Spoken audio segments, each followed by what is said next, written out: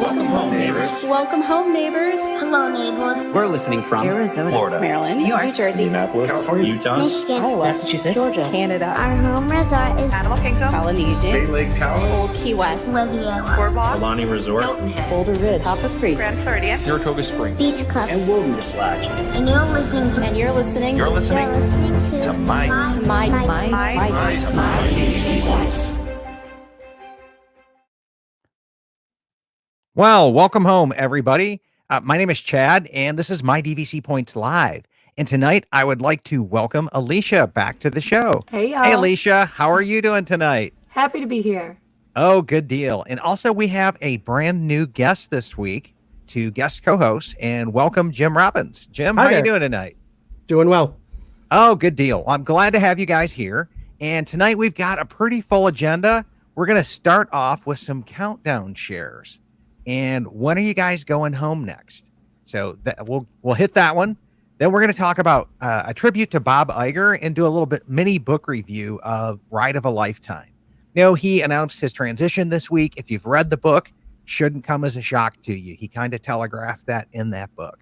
So look forward to covering that. We'll talk about DVC Freecycle tonight. Somebody mentioned as a topic for today's show, DVC etiquette. And I thought, well, rather than kind of complain about our neighbors, let's talk about what we do cool as a community with the DVC Freecycle and everything that we've got going on in the community there. There's a bunch of Facebook groups to support that as well. The other thing I want to talk about is DVC 101. We are going to do a quick mini six episode series, probably like 15, 20 minutes max on DVC 101. So we want to know what you guys want to talk about in those series. What questions do you have? What would you guys find most helpful? So that's coming up tonight. And then finally, we'll end today's show with a trip report from Jim Robbins. He just got back yesterday and agreed to come back in dead tired today. So I told him we'd get him a little caffeine and he'll be good to go tonight. So anyways, that's what's on the agenda tonight. So let's go to countdown shares. You know, Alicia, how much longer do you have? Well, I've looked it up, and it makes it easier for me to look when I say 8.5 months. Okay. I can't do days. It just sounds too long. Yeah, well, I get it, right? I get it. Jim, how about yourself? Has the post-Disney blues started kicking in yet? Have you got the next trip planned? I know I'm going back in next February, so I'm not quite at my 11-month window yet. Ah, okay. Gotcha. Well, I am going home in May unless cheap airfare pops up. I keep looking, and unfortunately, between now and May is nothing but spring break season, and everything is just jam-packed in the airlines, and I'm not finding a whole lot of cheap airfare unless I take some days off work. And I like that Friday to Sunday deal. But so other than that, I'm going home May 23rd. And it's good for Disney to be busy, right? That's all right. Yeah, it really is. It really is. I mean, the whole tourism people, they need business right now because there's all of this coronavirus stuff is out there and people are coming back in and, you know, talking about canceling. What will it do to the U.S.? Man, wash your guys' hands and go have fun. That's my take, right? It's common sense. Yep. But John's watching and his countdown is 167 days. And then Mark says hi from Buffalo, New York. Scott says hi from Biloxi, Mississippi. And then Mark says 195 days. He bumped it up to an earlier trip. And Scott asks, when am I going in May? May 23rd. And yes, I'll have a couple different member meetup opportunities there. I'm there for about 9 days. And I'm going down to Terry Weaver's The Thing conference. And I'm looking forward to that. That'll be my 4th year going to that. And Terry's been a guest on the podcast before, and we'll probably have him on the live show, talking a little bit about his conference and what's coming up sometime between now and May. So as a matter of fact, he's probably asking out there for when can I come on and talk about it. So that's when I'm coming. That's what we're doing. So hello to Mary. And we've got a weird issue going on with StreamYard tonight, in that some people are coming up and saying 286 days as a Facebook user. And I don't know why. We saw a comment earlier today from somebody who said the same thing.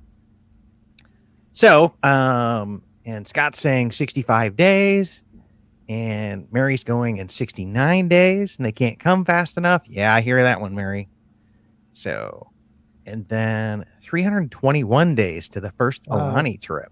That sounds So, awesome. Yeah, aloha. I guess, Kenny, did I get that right? So we've got our app developer, Kenny, watching in tonight saying aloha, and he's tuning in from Hawaii. He lives on the island of Maui. So he's definitely coming to our Alani meetup group. So I'm looking forward to that one as well.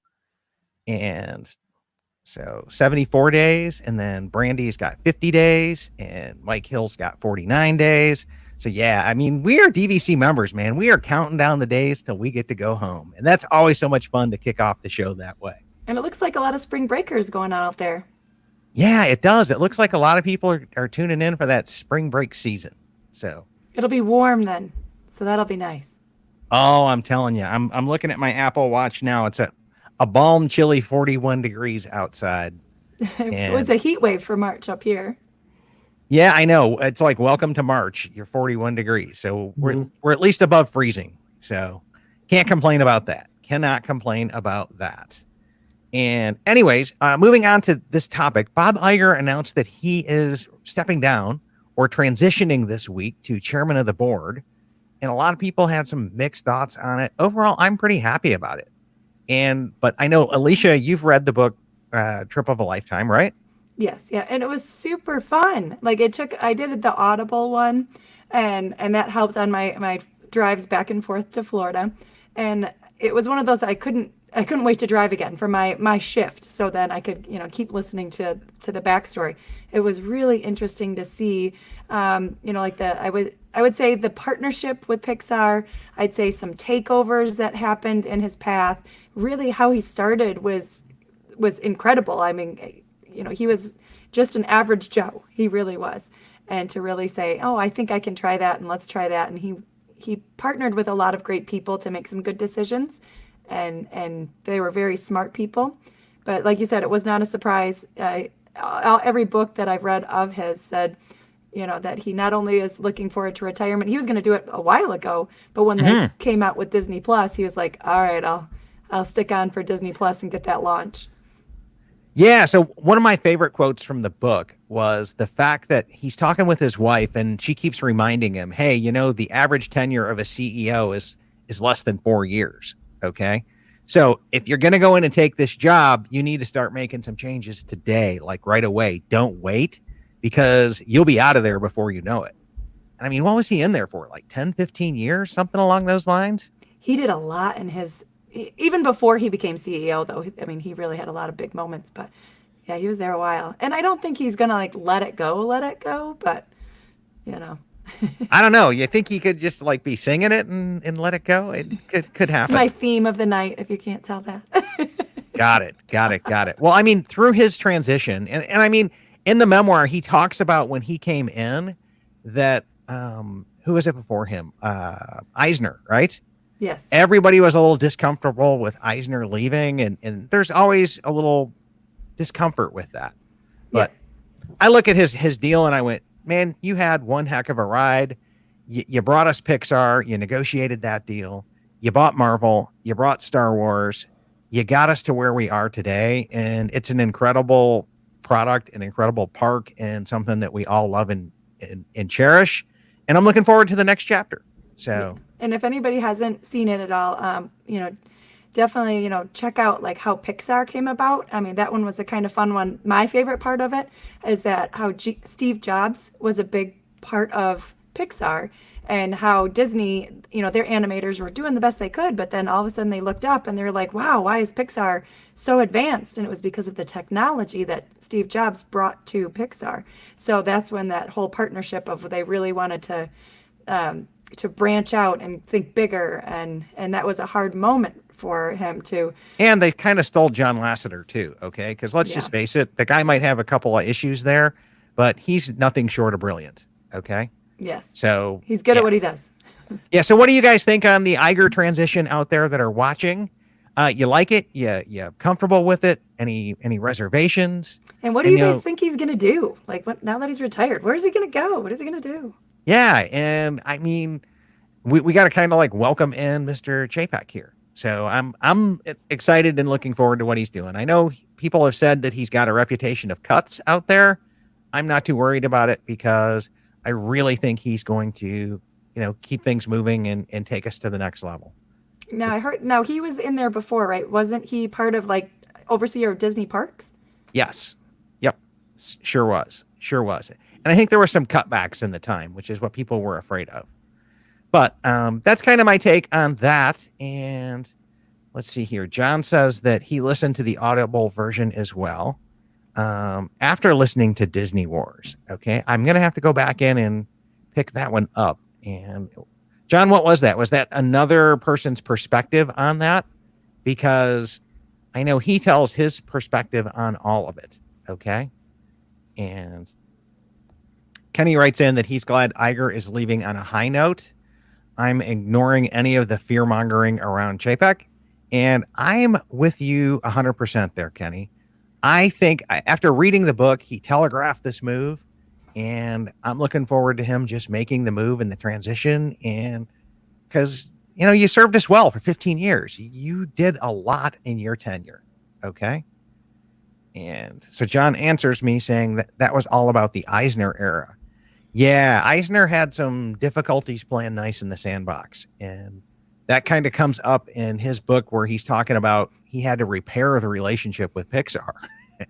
And then by doing that, when he got ready to negotiate with George Lucas to hand over the Star Wars franchise, they looked at it and said, well, man, you did such a great deal with Pixar in maintaining their story, their integrity, their values. I'll trust you with the, Star Wars franchise. So, yeah. And John's saying it was a no hold barred account. So, yeah, I've got to come back in and put that one on my list. I mean, who would figure that I'm an Audible hound? Okay. Podcast listener and podcaster.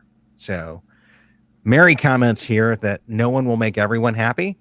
And yep, that's what I said. It's kind of that transitionary period that we've got coming up here. So I look forward to the new era that's coming out under Chapek. And I look forward to seeing what Bob has in store because I think he's really earned a great retirement. And, he's probably got the cash stocked away to do that because it was like in the hundreds of millions a year was his salary. So I'm not, maybe we should ask him to fund a park or two for us. So. Yeah. And a little teaser I saw in there, not to get political, but he did mention that he is a very big fan of the political world. So who knows where he'll go with that. That's what I've heard. So I was kind of shocked as well because they were saying that he could throw his name in the hat for a Democratic nominee. And if he did that, he'd have an awful lot of Disney fans supporting him. It'll be interesting. I don't know if he'll make it into the ring this time, but because it's already kind of rolling. The ball's rolling. Yeah, well, Super Tuesday is coming up. Yeah. So he's a little late for this year's party. Okay. Yeah. Oh. And then Vicky from YouTube writes, as for Iger, I feel he will retire initially, but then join a board of a startup. As for Chapek, I'm apprehensive, but he will not do anything to jeopardize the Disney way. And that is really true. That's the nice thing about bringing somebody internal, that they do know the core values of Disney. Okay. Safety, courtesy, efficiency, and show. Like all of that stuff that matters. And that's just part of their daily brand. Okay. And so, Scott makes a funny comment here that, he's going to buy into DVC and enjoy the parks now. I hope he does. I hope so. I really hope so. And speaking of that, I know Dan Cockrell, and he's the former vice president of Magic Kingdom. And he's agreed to come on the show sometime. And so I've got to put out there in the Facebook group and go, what questions do you guys have for Dan? And we'll ask him that question. Does he, enjoy the parks now when he goes, or does he still have his managerial hat, seeing things as, the vice president would of Magic Kingdom? Or can he come back in and just feel the magic with his family now? So that'll be an interesting conversation to have with him. It's probably like trying to golf at your own golf course. I mean, like, you want to relax and have a good time golfing at your own golf course, but then the whole time you're looking, going, oh, I need to move that, and oh, that needs to be done, and oh, well.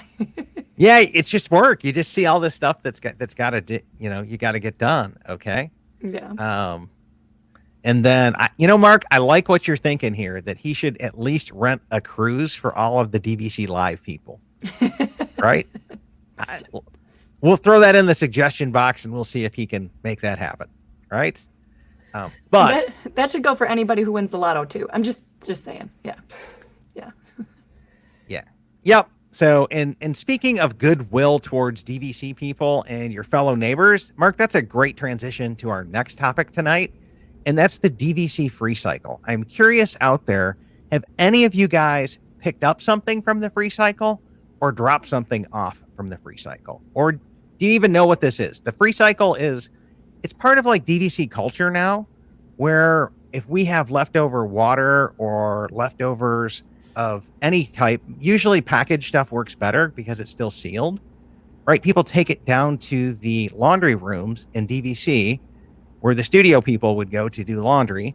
And it's just like a first come, first serve, free for all. Okay. Sometimes there's Facebook groups that are out there, and gosh, you see people leaving everything from strollers to crock pots to all kinds of crazy stuff in this Freecycle group. And one of the admins of those groups has reached out to me, and I need to bring them and do a full podcast with them because I think it's that level of worthy cool. But I figured we were talking about topics tonight, and I wanted to talk about something that's cool in our community of how we do that. So, Alicia, Jim, have you guys used the Freecycle aspect of the community yet? I actually tried to yesterday as we're getting ready. We had a excess of granola bars that was too much to take on the plane, so I just threw something up on Freecycle yesterday morning, probably too late or too early in the morning for anybody to grab it. Nobody claimed it before we left, so I pulled it off, and I just left the stuff in the room in the hopes that mousekeeping would throw it in the crew room and have a snack later in the day. Oh, yeah, that's always something as well. I think I've been told you need to leave a note on there that it was intentionally left for them so that they can take that, but I don't know. I mean, I guess I'd have to pull one of those guys aside one day, but that's just kind of the stuff that I have looked at. Okay. That's pretty cool.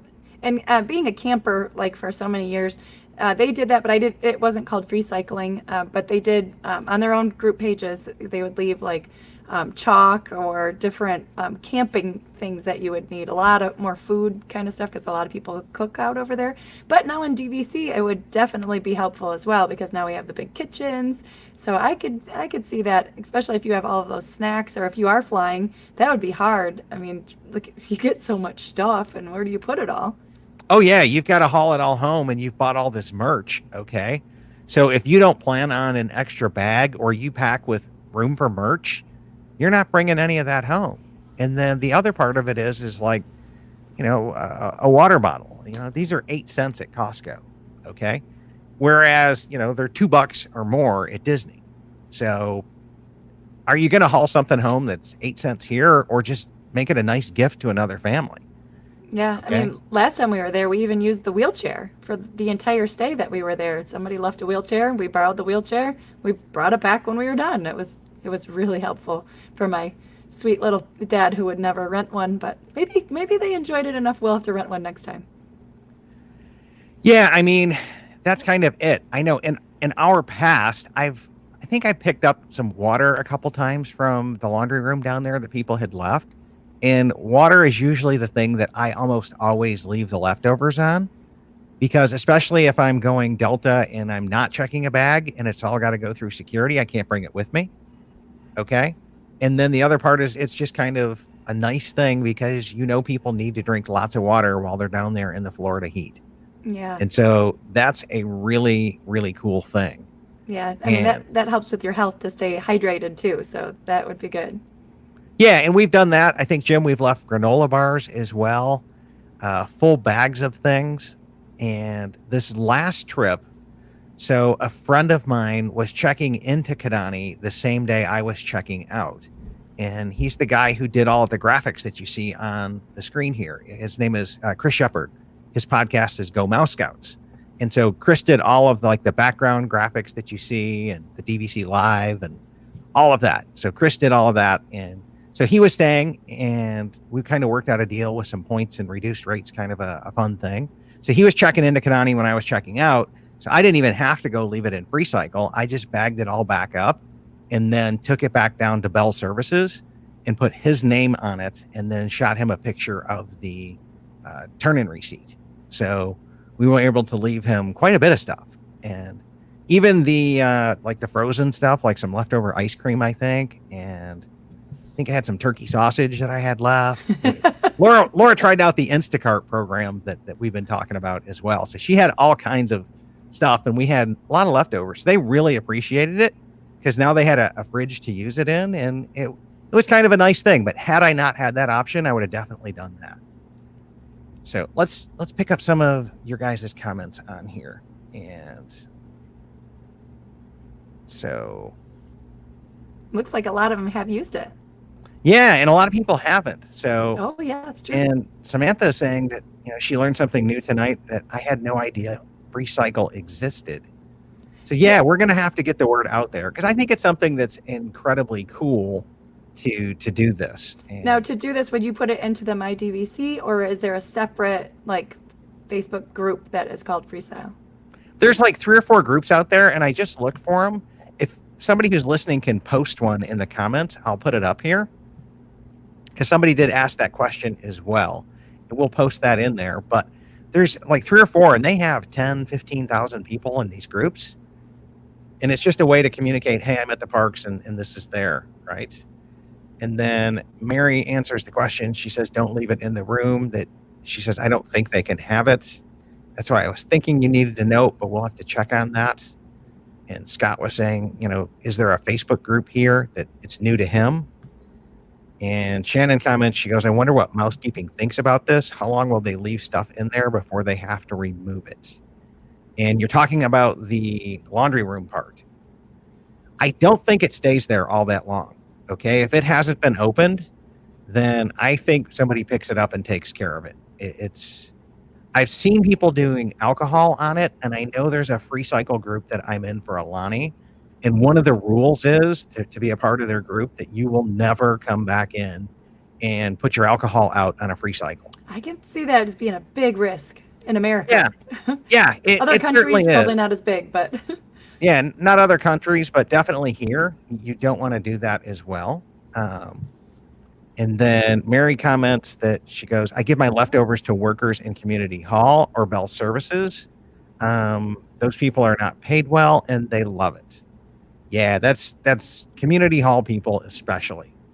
Okay, because Bell Services, I mean, I tip them pretty well. I try to take care of them because they go above and beyond for us. And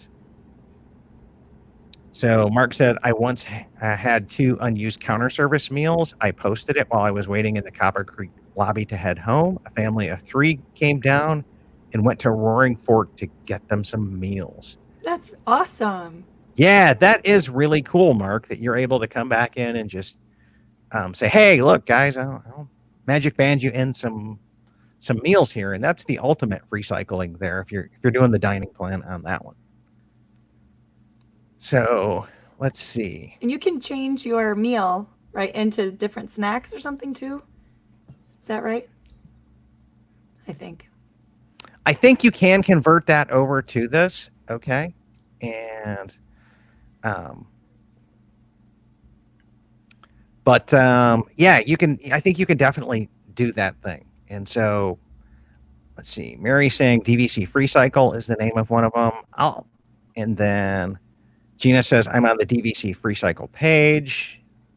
There is also DVC Free Dash Cycle out there as a group. And so. yeah.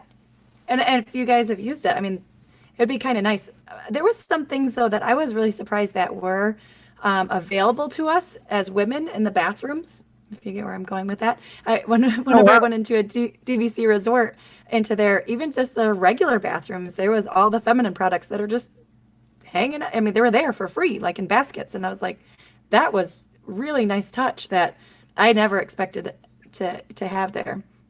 Yeah, that is kind of a nice thing to come back in and leave. Because, I mean, it's stuff that people need. Okay. Yeah. And so Holly makes this comment. We posted on a group when we were checking out from Copper Creek, but no one responded. And we had some water and some other non-perishables and just put them in the room with ice machines since it was just down the hall. So I think the ice machine rooms aren't as common as the laundry rooms because that's what I'm used to hearing. And Mary's got a couple of good comments clarifying that other conversation. If you leave it in the room, it could be mistaken as left behind. And housekeepers aren't allowed to keep leftovers in the rooms because it would be hard to distinguish between them taking something that you left and them stealing something from the rooms. So I guess that's why the principle of leave a note saying that this is free. Okay. And then Facebook DVC Freecycle. And there we go. So, and Mary comments as well. I had heard about this as well. Sorry, the new comment popped in after I went to click. There was a few problems in the groups. There were some locals taking everything for a while. Oh, that's where weird. Some locals were just coming back in and doing it. And I'm going, I read that, and Mark saying that he saw this. It was a big problem last fall. And I kind of look at it and I go, but at the same point in time, it's like, if they need it that bad, okay, have at it. You know what I'm saying? I would think that'd be a lot of effort for a case of water. I mean, I think it would as well. Okay. But if you really need food that badly, I got no issues with it, because I'm giving my stuff away there anyways to somebody who needs it. Yeah, And somebody use it. yeah. And if you need it that bad that you're surfing the laundry rooms at all the DVC resorts to come take it, then apparently you need that there as well. And if I knew a local was doing that, I'd probably give them more than just what they asked for, because they obviously need the food. So. And this probably doesn't have to be just a DVC thing. I mean, if they did it at a campground, I'm sure they do it at almost all of the resorts. Yeah, that's true, right? And Mary's commenting as well, like the good stuff like strollers, and then I'm talking about doing her grocery shopping and basically selling it. Well, if you're selling it and you don't need it, that is kind of scummy, and yeah, you should be kicked out. So for sure. But yeah, I think I'll double down on my efforts to reschedule that podcast interview so that I can start to come back in, and we'll see if we can't elicit some really good stories to put in there. Yeah, about and maybe she has some free cycling etiquette, like where is good, where is bad, and where works the best, and what time of day to post, and things like that. Yeah. So all of that kind of fun stuff as well, right? And then I think that pretty much nails this topic down.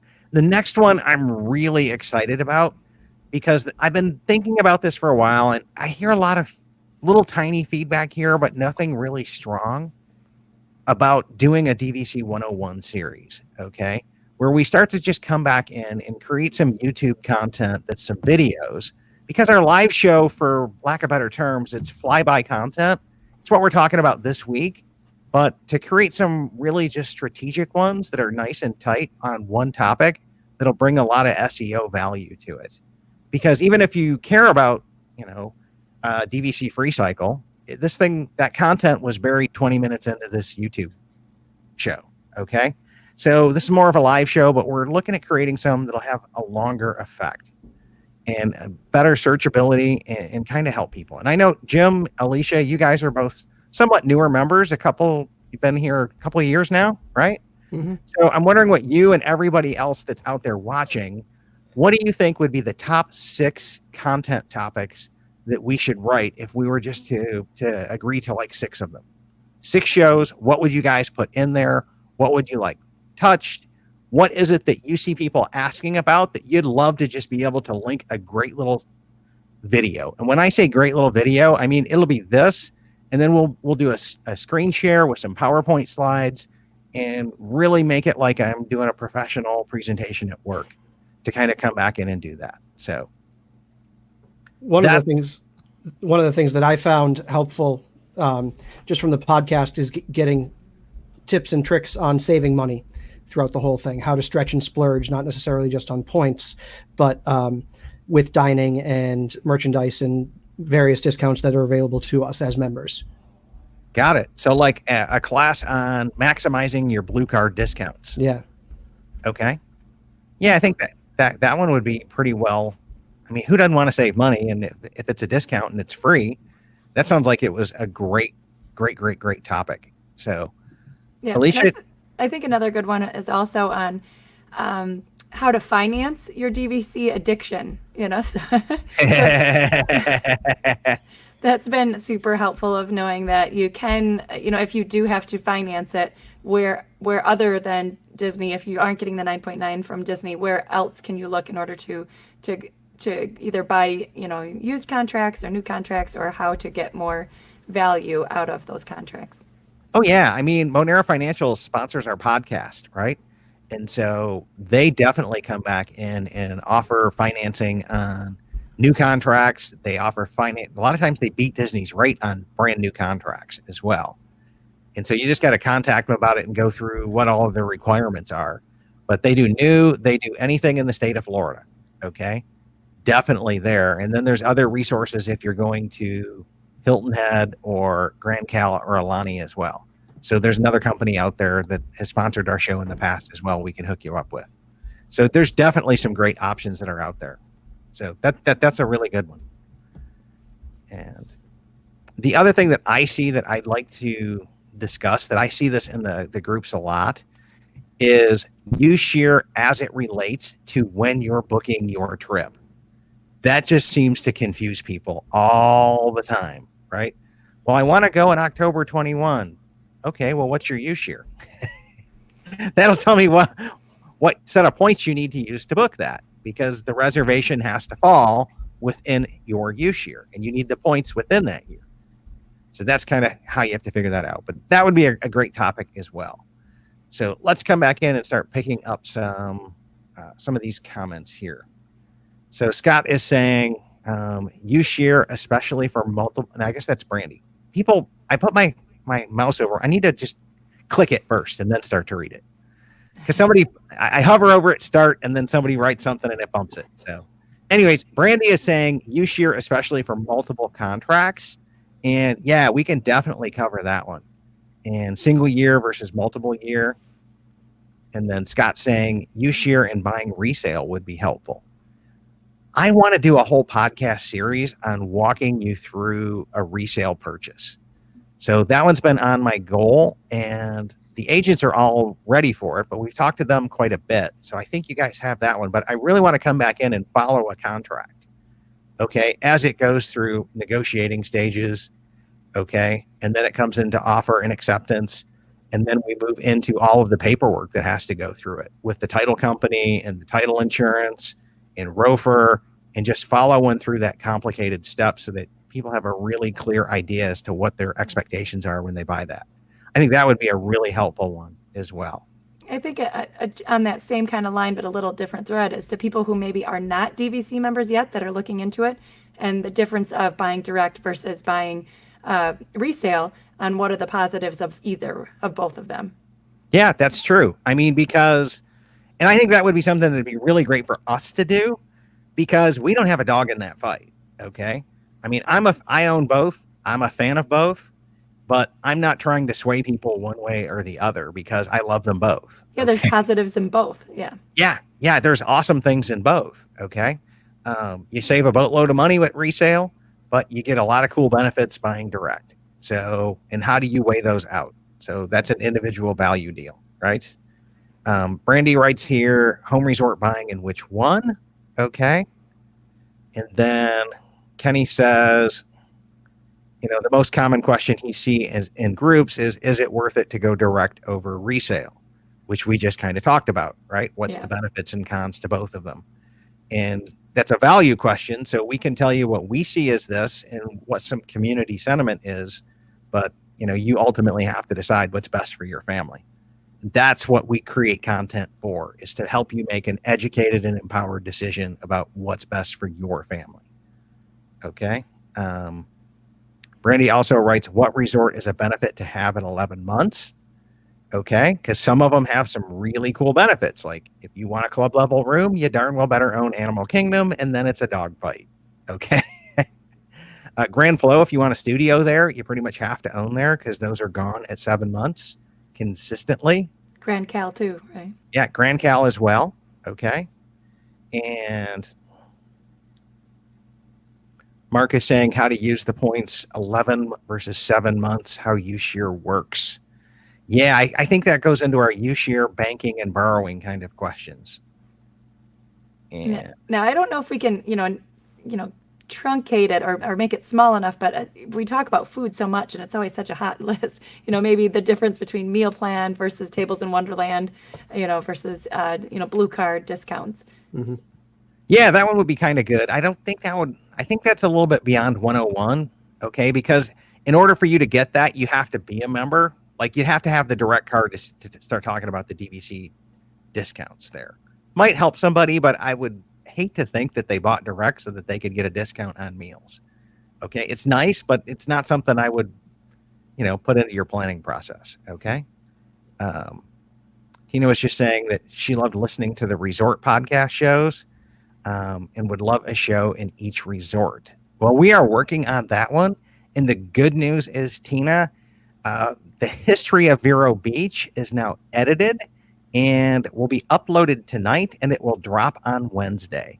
And then the following Wednesday, we've got a full-blown Vero Beach resort review with Sandy, Mary, Derek from DVC Resale Market, and myself. And so we've got more of that content coming. And even after we're done with that, we'll just refresh it with different people, okay? Because there'll just be different perspectives and see how things have changed. So great comment there. And Lauren writes in, yes, you share and when to bank points. Yeah, that's a little bit crazy on keeping up with banking your points. So it could be a good one to also kind of showcase a difference of what is a lock off, what is a dedicated, and what are the, I know they change resort to resort, but sometimes those words don't necessarily, you don't know what they mean. Yeah. Good point there. Yeah. Again, it's got to be clear and simple and easy to understand. And so I think we're going to do it with PowerPoint and a tool called Doodly whenever I do it. It'll be done well. That's the time consuming part. That's what's kept me out of this. And then all the time in the app. But as Kenny was watching tonight, so hopefully with any luck, we're in the final edition of that app. And once that gets done, I'll have some more time to dedicate to this kind of stuff. Right. Caleb talks about modifying reservations. And I think that's a great 201 series topic.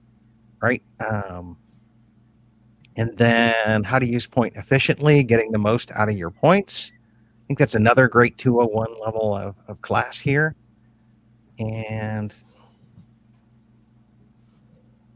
so looking through some more. Oh, Mark comments the food one would be a 10-part series in and of itself. Yep. Yeah, it would be hard to, pull that one down. But. Mm-hmm. Yeah, Caleb, I'm with you on this one, and I want to do a podcast show on this and of a multiple member review. I just got to find somebody who's as geeky about the water slides as I am, because I really dig the water slides. Okay, we've gotten to most all of them. Yeah, I mean that, but I would like to have somebody who's like a fan and an aficionado of water slides. Okay? My boys, there you go. Okay, they can compare them and rank them and everything else. There right? you go. The Bucket Bros will come and help with that one. Yeah, there you go. That could be a challenge, like a 24 slide challenge or something like that. Yeah, and so I need a show on how to bank points. So, yeah, there you go. And then let's see, commenting here, Caleb writes, new DVC owners might have never hung out at the resorts. So what about a show, what to do on non-park days? Oh, that's my expertise there. Caleb, just ask away. I got a whole book. Yeah, I'm telling you, we sneak that content in quite a bit from Alicia, okay? Because like she said, that is her jam for sure. Yeah. 100% for sure on that one. How to have Disney days without spending much money. That's what I do. Yeah. Yep. So anyways, I think we've got some really good ideas here. I'm going to go back through these comments and work through and see what we can figure out to come back in and get things going there. Yeah, they have some great ideas. Yeah. So, Jim, I wanted to wrap up the show with your trip report. Okay. Sure. So tell us a little bit about yourself and how long you've been a member. So I am a music teacher living in New Hampshire. Married. I've got two girls who are 12 and 10. We've been members since 2018 when we were a captive audience on the Disney Dream. and decided to make the leap before we got off the boat that time. We've been twice now on points. We own at Copper Creek, and we stayed there last year in February and just got back yesterday from our trip at Boardwalk. Awesome. So this is your second trip. Okay. Yep. And I know, how long have you been listening to the podcast? I actually started when you first dropped after, I kind of fell pretty hard once we signed up with DVC and wanted to find out everything I could to take advantage of everything I could. And I can't remember if I found you in the Copper Creek group or something, but okay. I was in since episode 1 and have listened to, I think, every episode so far. Oh, good deal. So now, let's see, this trip you stayed at Boardwalk, right? Yes. And what was your family's thoughts on Copper Creek versus Boardwalk? How'd you like that? I think we were a little spoiled with Copper Creek last year just because it's so brand new and shiny. Boardwalk is clearly a seasoned resort, but the room was in fantastic shape. We did have an interesting thing happening where we would walk into the room and there was actually water coming up from under the floor tiles that look like wood. They did take care of it. When engineering came in while we were at the park, though, they did leave some piles of drywall dust that mousekeeping was not all that pleased with, but they took care of us.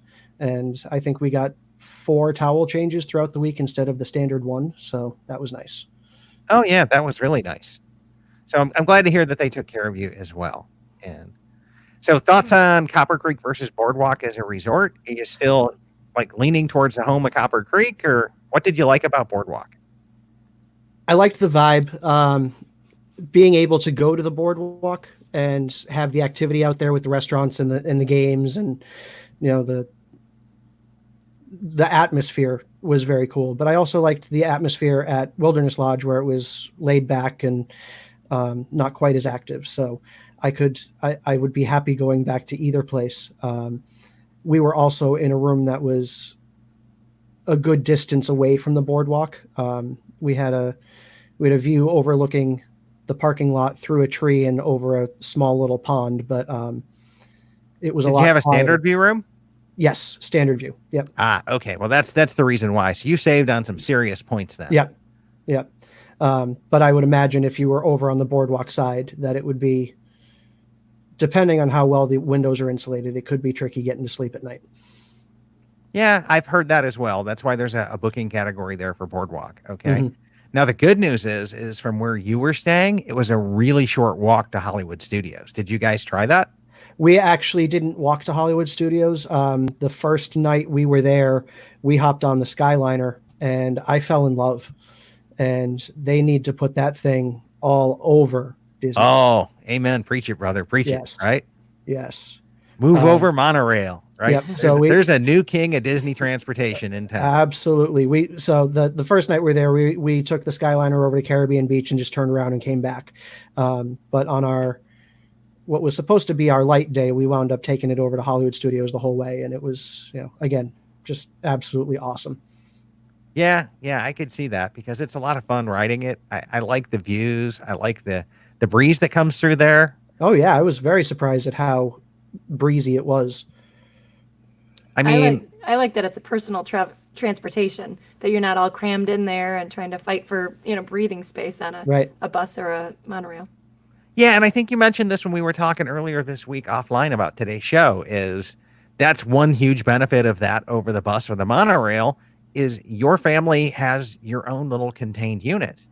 So if there's cold or coughing or all that stuff going around, you're not in it the whole time. You're not waiting 20 minutes for a bus with everybody and then riding on the bus with everybody. And, a couple of minutes, you're on your own, and then you're kind of away from everybody else in your own little private vehicle.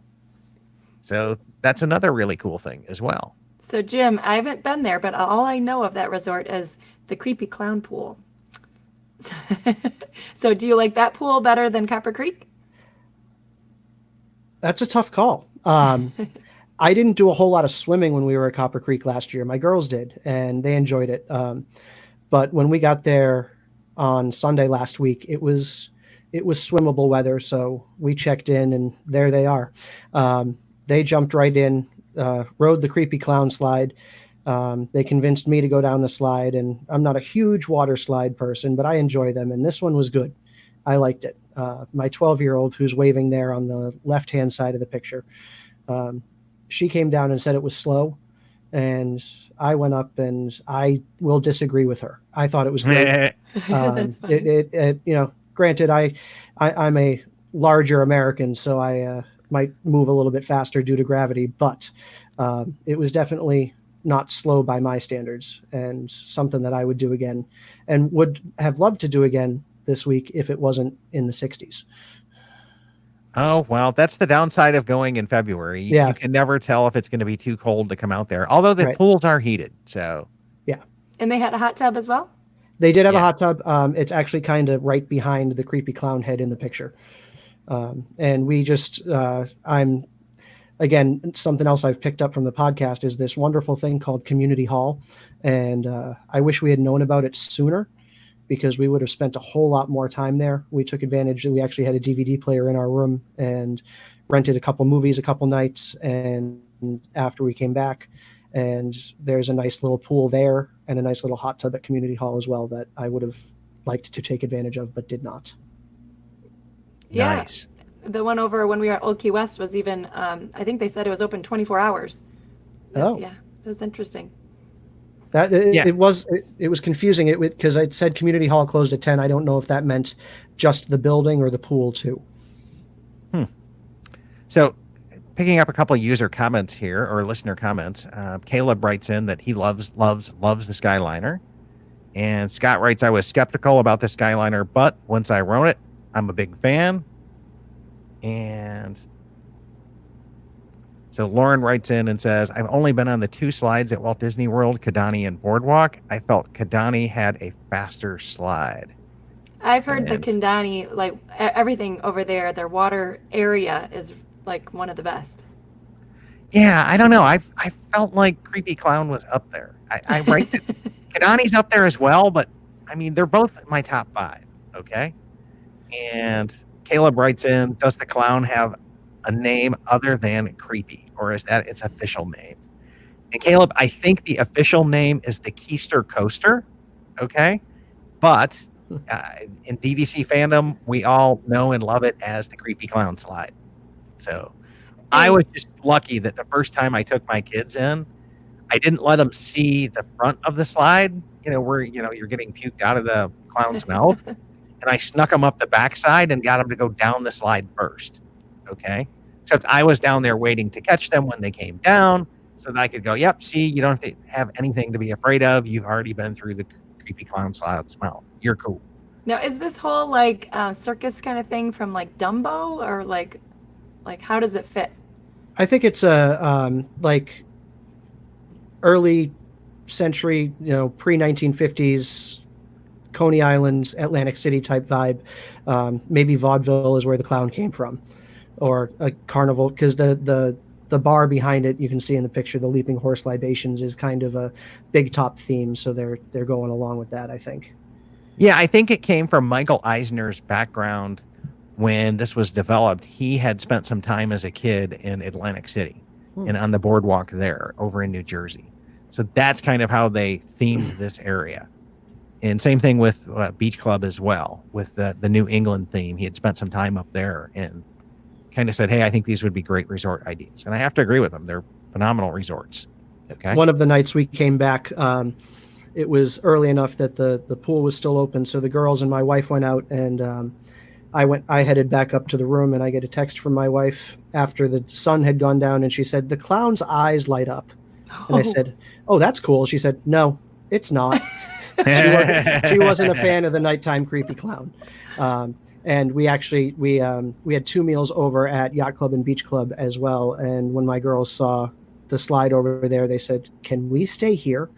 And I said, well, if we have points, maybe. We'll have to see how the 11-month window or 7-month window works, right? Yeah. So. And there's always add-on-itis. So just I know. But your show about financing add-on-itis would be helpful. Yeah, there you go. It's out there, right? So Jennifer writes in, Community Hall is a great option. We use it when we use a babysitting service for our kids, the sitters all love to take the kids there. Oh, okay. That's kind of cool that you bring an in-room babysitter in and they kind of hang out at community hall.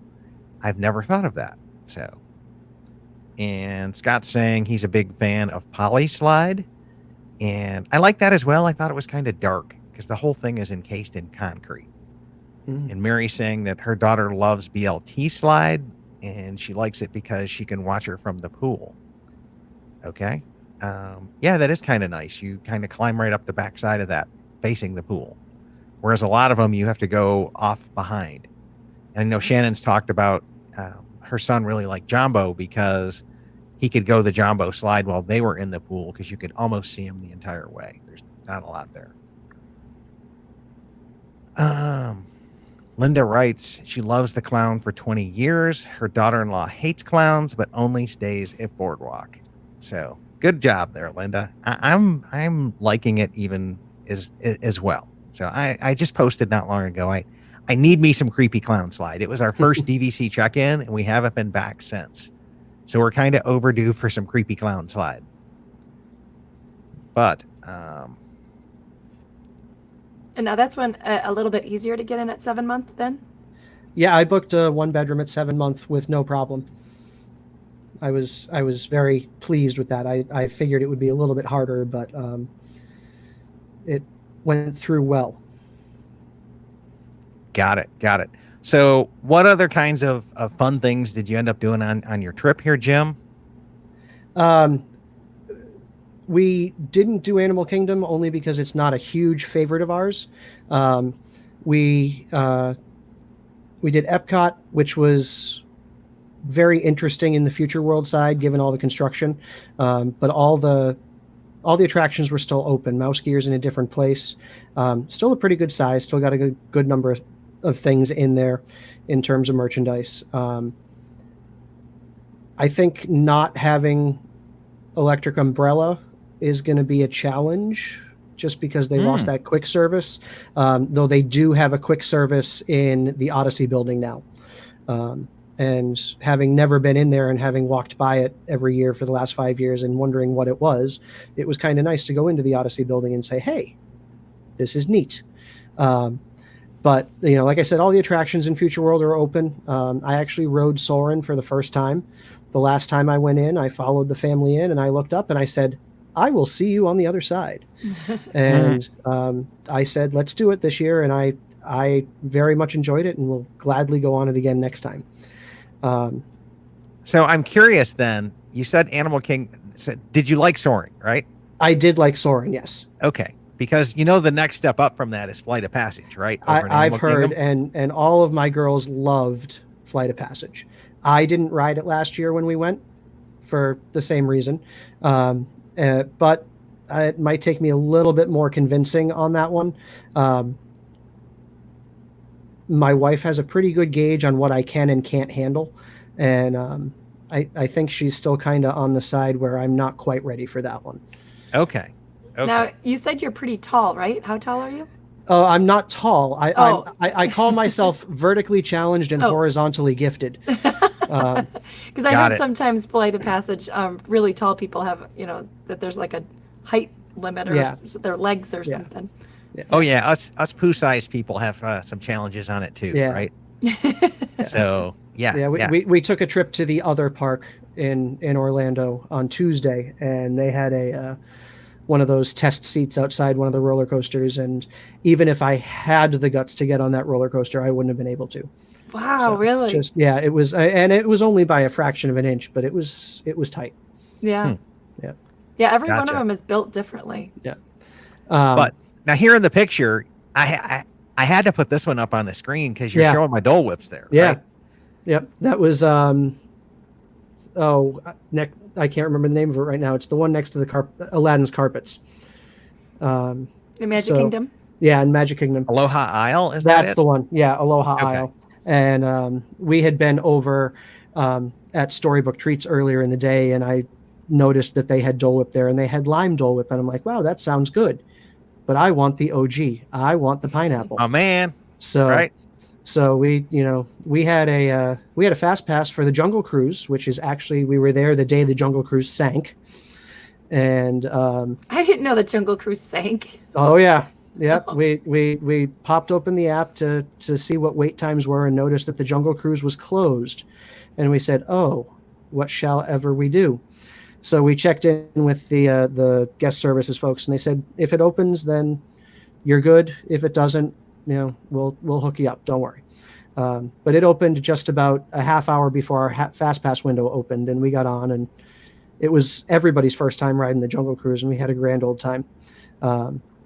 We do a nice job on that. Yeah, no mention of anyone going down with the ship. And then I read all the stories afterward and figured out why it had been closed down.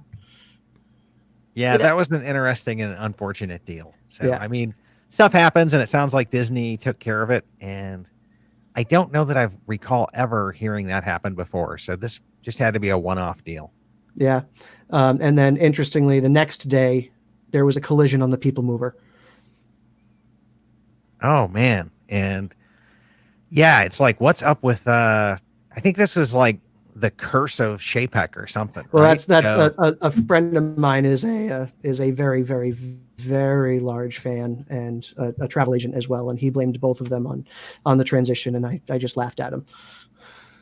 Yeah, it's just some odd luck. I know when Dan left from vice president of Magic Kingdom, the very next day was when Maleficent caught fire in the parade. Oh no. Yeah, and he was like calling up his replacement going, "See ya, sucker." Right. This one's on you. I officially had clocked out. Okay. Let me know how that works out for you. Yeah. The one thing I noticed about Magic Kingdom, so we went to Magic Kingdom on Thursday and a little bit on Friday. Magic Kingdom felt extremely crowded, as compared to the last few years we've been in. And you were there during run kind of area, though, well, right? yeah, we came in on Sunday, which was the Princess half day. And usually by Tuesday, most of the folks who are there for the race have gone and left. But I don't know if it's attributable to people avoiding Hollywood Studios and Epcot and just going to Magic Kingdom, or if it just happened to be insanely busy at Magic Kingdom. Or some of both. Yeah, or some of both. Yeah. We came off the Jungle Cruise as the 3:00 parade had went by, and we got stuck in the crowd behind that, and it was panic inducing for my 10-year-old. So we took a break and got on the Liberty Square riverboat and took a paddle down the river. That's nice. Yeah. Yeah. We tend to always do hoppers. Like we go to like 1 or maybe 2 park days, but we always do hoppers so that I'm on that app all the time. And I'm like, where can I go to that the wait times aren't as bad. Mm-hmm. So we end up, usually we hit 3 parks in one day, and we hit all of our majors. We can hit actually almost everything in 3 days, or in 3 parks in one day. So yeah, we only took advantage of our park hoppers on the Friday we were there. We did Epcot, Magic Kingdom, and back to Epcot. But we did go to Hollywood Studios, even though I had proclaimed that we weren't going to go, just to avoid the crazy crowds. I had a fast pass for Smuggler's Run, but dropped it because we wanted to just get there when we get there and do what we do. And we walked through Galaxy's Edge, and it's fantastic. I would love to ride both Smuggler's Run and Rise of the Resistance, but just walking through and see what they've done and to be able to see the Millennium Falcon up close and how the cast members are all in character the whole time. It was a really fantastic experience just walking through it. One of my favorite things to do at Star Wars Land is to sit there right at the corner where people walk around the corner and see Millennium Falcon for the first time, because they lose it. They absolutely positively lose it right there. And it is just so much fun watching them come back in and have that moment right there in front of the Falcon. So that's one of my favorite things to do there. We did make it back to Toy Story Land, but that was one thing I noticed about Hollywood Studios last year when we went. One of my first Disney memories, I was 11 or 12, and MGM had just opened. And that was one of my first Disney parks that I went to. And since then, it had been my favorite. And when we went last year, it was great. But I noticed that Toy Story Land had added a whole bunch of people to the park. And clearly, Galaxy's Edge has done the same thing. It's nuts now. Yeah, it feels very crowded in that park. I almost wish they could have extended the boundaries of the park or made one of them their own park. Yeah, I think a Star Wars park would have been awesome. Like a dedicated, true Star Wars only park. Yeah. Because you could have had each land be, one could be Batuu, okay? Yep. Another one could be a Starship Destroyer, Yep. okay? Another one could be Tatooine, okay? It'd just be so much fun to have that whole dynamic of environments there. But, alas, we got what we got, so. Yeah. And there's a lot of rides, though, that are and attractions there that aren't that busy.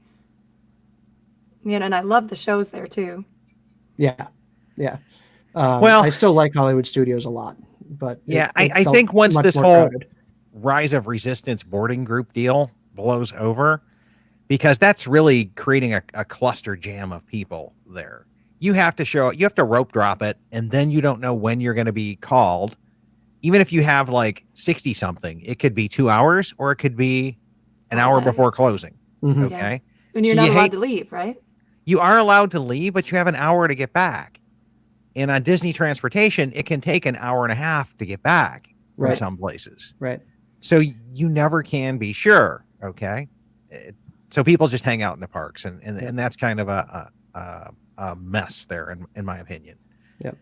One of the blogs I read the other day, they were there this week, and they weren't there to get on a boarding group. They were there just to observe, and they said the boarding groups were gone in 90 seconds. Yeah. So now this has been your second trip on points. Correct. Jim, what's next for your family? What are you trying to book next year? You going to go back to Copper Creek? Are you going to try out another resort? I'd like to make the rounds and check out other places. There are things that, given the number of points we have, I just know we probably won't be able to pull off. We've enjoyed having one bedrooms for the last 2 years. And it's tricky to find a one bedroom, maybe not as tricky, but I'm not going to book a one bedroom or even a studio that has a sleep sofa that's smaller than a queen, because my girls are now 12 and 10, and I want them, if they have to share a bed, to have their space. I was looking at Poly this year because the studio sleep 5 with that pull-out bed under the TV. I know Boulder Ridge has that as well. And Beach Club, Boardwalk. Yep. I didn't realize the Boardwalk Studios had that, but that's good to know too. And it's, like I said, I'd like to check out as many of the places as I can. If I can get back into Copper Creek, I'd love to go back there too, because Wilderness Lodge is fantastic, and that lobby is just a sight to behold. Yeah. Well, you've got the 11-month advantage there. So right. Yeah, right. I just didn't know if you had anything on your bucket list or what your kids had talked about, or if they would ask you to take them to Beach Club, because the point charts are pretty close at Beach Club, Boardwalk, and Copper Creek. Okay. Yeah. They definitely want to go to Beach Club, if not only for the slide and the pool, because we went to Beaches and Cream the last night we were there, and they saw the pool and they just kind of stopped and stared. Yeah. Yeah. It's game over. Yep.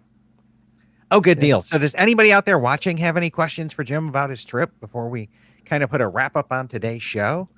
And so Jim, do you have any desire to go to the non-Disney World places like Grand Cal or Alani or any of the other places? We've talked about Alani since we bought in, because when we were sitting in the converted stateroom on the Dream, they were selling Alani as well. They said Copper Creek or Alani, and we decided to go with Copper Creek just because we don't know how feasible it is to get from the East Coast to Hawaii on the cheap. Not very. Yeah, I know. Based on the way airfares were this year, I can only imagine. I'd love to go to Aulani. I'd love to do Grand Calif, just because my very, very, very first Disney experience was when I went to Disneyland at the age of 7. And I know it's significantly different now than it was 30 some odd years ago. But I'd love to see that. We have friends who have been out to Disneyland and they enjoyed it very much as well.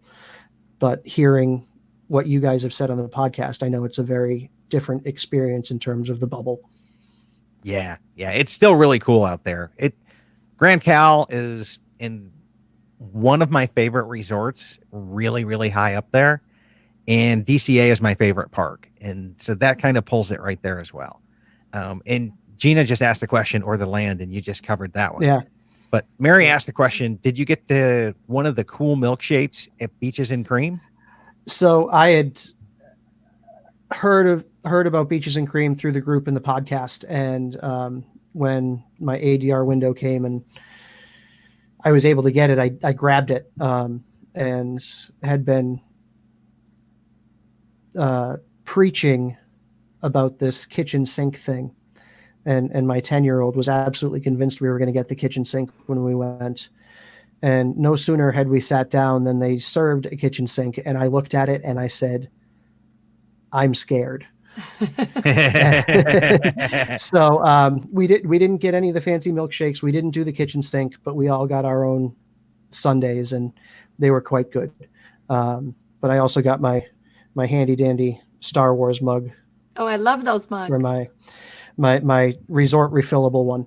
That was my morning constitutional. I'd take the long walk from our room down to the boardwalk and fill this once and sit on the boardwalk and drink my coffee and then fill it again and go back and get dressed for the day. Those are good mornings. Yes.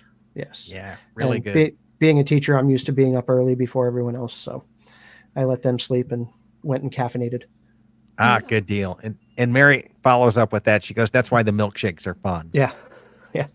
I did the kitchen sink once, and after like seeing everybody dig into it, it just looked like soup to me. It was like, okay, I've done it once. It's checked off the list. Mm-hmm. And then I just did the No Way Jose last time, which is kind of like a milkshake. Yeah, that's the way I went. So it's kind of a Sunday deal like that, but it was really good. So anyways, guys, thank you for tuning in tonight. We're a little bit past our time, and I thank everybody for tuning in. Wednesday's episode will drop, and we're going to start that Vero Beach review, and I'm looking forward to that one. And then afterwards, we'll run a couple more personal interviews, and hopefully I'll have the Hawaii series recorded by then. We're just now starting to record the Aulani series, and that'll be a 4-episode show. So I'm looking forward to that one. And thank you guys for tuning in. Thank you for DVC Resale Market, DVC Rental Store, Monera Financial, Incredible Vacation Homes for sponsoring today's show. And thanks so much for sharing the show and tuning in, guys. Have a great one, and we will see you Wednesday on the podcast. We'll be back next Sunday with a live. Good night, everybody. Good Bye, night. everybody. Bye. Thanks.